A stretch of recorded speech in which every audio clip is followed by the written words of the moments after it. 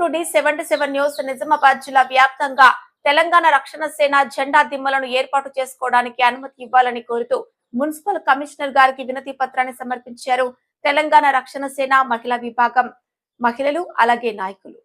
పరిధిలో టీఆర్ఎస్ తెలంగాణ రక్షణ సేన పార్టీ జెండా ఆవిష్కరణ కార్యక్రమాలను నిర్వహించేందుకు జెండా దిమ్మలను ఏర్పాటు చేయటకు అనుమతులు మంజూరు చేయాలని కోరుతూ ఈ రోజు టీఆర్ఎస్ మహిళా విభాగం నిజామాబాద్ జిల్లా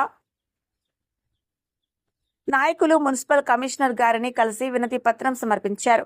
సందర్భంగా నాయకులు మాట్లాడుతూ జిల్లాలోని అన్ని డివిజన్లో పార్టీ జెండా దిమ్మలను ఏర్పాటు చేసి జెండా ఆవిష్కరణ కార్యక్రమాలను ఘనంగా నిర్వహించనున్నట్లుగా తెలిపారు.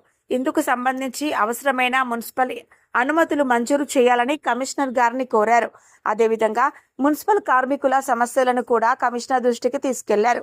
సుప్రీంకోర్టు ఆదేశాల ప్రకారం అవుట్సోర్సింగ్ విధానాన్ని పూర్తిగా రద్దు చేసి మున్సిపల్ కార్మికులను శాశ్వత ఉద్యోగులుగా నియమించాలని మహిళా విభాగం నాయకులు విజయ, రేఖ, నిఖిల్ తదితరులు డిమాండ్ చేశారు. సందర్భంగా వారు మాట్లాడుతూ ఇప్పటికే టీఆర్ఎస్ తెలంగాణ రక్షణ సేన పార్టీలో పెద్ద సంఖ్యలో మేధావులు, మహిళలు, యువకులు చేరుతున్నారని తెలిపారు. ప్రజల సమస్యల పరిష్కారమే లక్ష్యంగా పార్టీ ముందుకు సాగుతోందని పేర్కొన్నారు.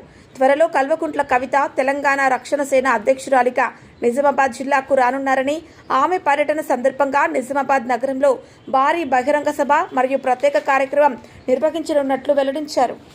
ఈరోజు తెలంగాణ రక్షణ సేన పార్టీ ఆధ్వర్యంలోని నిజామాబాద్ డివిజన్లోని 60 డివిజన్ల పరిధిలోని మా పార్టీ జెండా ఆవిష్కరణ గురించి, పార్టీ పర్మిషన్ గద్దెల గురించి కమిషనర్ గారిని కలవడం జరిగింది.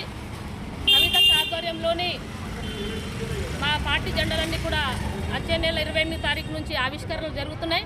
కాబట్టి అందులో భాగంగా మేము మున్సిపల్ కమిషనర్ గారి పర్మిషన్ తీసుకొని అన్ని కూడలి దగ్గర 60 డివిజన్లలో ఉన్న కూడలి ప్రాంతంలో అన్ని కూడల్లో కూడా తెలంగాణ రక్షణ సేన పార్టీ జెండాలు ఆవిష్కరించడానికి మేము పర్మిషన్ తీసుకోవడం జరిగింది. అందులో భాగంగా మా క్యాడర్ అంతా నగరంలో పెద్ద ఎత్తున విద్యార్థులు కానీ, మహిళలు కానీ, మేధావులు కానీ అందరూ కూడా పెద్ద ఎత్తున మా పార్టీలో కూడా జాయిన్ కావడానికి కూడా సమయము అక్క తీసుకున్నది. కాబట్టి అందరూ కూడా అదే సమయంలో కూడా జాయినింగ్ కార్యక్రమాలు కూడా ఉన్నాయి. పార్టీని బలోపేతం చేయడానికి అక్క ప్రతి ఈ యొక్క జిల్లాలోని అన్ని మండలాల్లోని, ప్రధానంగా ఈ నగరంలోని అక్క సమయం తీసుకొని ఈ కార్యక్రమాలు కూడా విజయవంతం చేయడానికి కూడా మా కవితక్క గారు వస్తున్నారు.